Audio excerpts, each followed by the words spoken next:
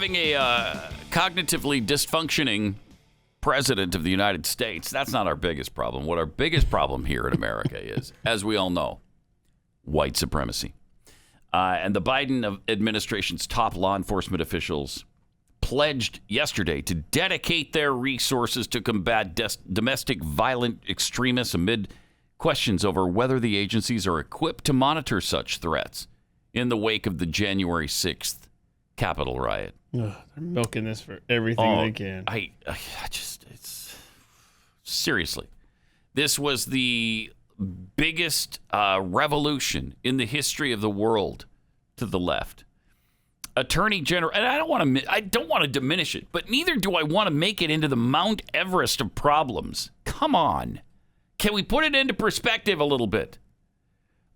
Attorney General Merrick Garland and Homeland Security Secretary Alejandro Mayorkas appeared before the Senate Appropriations Committee for a hearing on domestic extremism as Congress ramped up its scrutiny this week of the circumstances around the attack on the Capitol building. Both Garland and Mayorkas testified that white supremacist groups pose the most serious domestic national security threat in the United States, reinforcing what analysts have long concluded about far-right organizations, without, by the way, any evidence of that. I mean, they've got this one thing. They've got this January 6th, which is why it pisses me off so much that people did this, that there was anybody on the right involved in this thing, that any Trump supporters entered the Capitol building like that illegally. And what did you just say? You said you don't want to minimize it.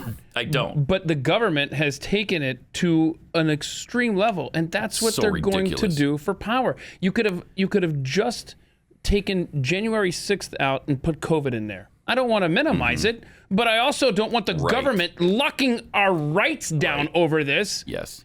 And that's what they're doing with both situations. Never let a crisis go to waste. Both of these situations are allowing them to seize more power, and that's what they're doing.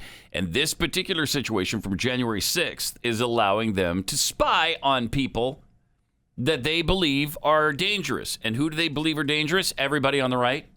Everybody who is a Trump supporter. Anybody who has any concerns at all about the 2020 presidential election. I'm sorry, you're fair game now. We're going to have to watch you and monitor you and maybe even follow you around because you're dangerous. I mean, the Senate Appropriations Committee hearing just deemed you the most dangerous people in America right now. We got to look out for, it's for your own safety. It's for the safety of the country. We can't have another insurgency against our government, trying to overthrow the government. They go on. Domestic violent extremists pose an elevated threat in 2021, and in the FBI's view, the top domestic violent extremist threat we face comes from racially or ethnically motivated violent extremists. Keep in mind, they're saying this with a straight face, with all of the garbage going on in Portland and Seattle and Antifa all across the country. They're saying this. Really?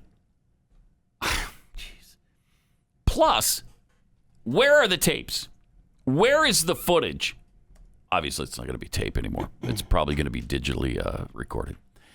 No matter the method that they used or the format that they used, let's see the footage we haven't seen yet. Why won't you show it to us?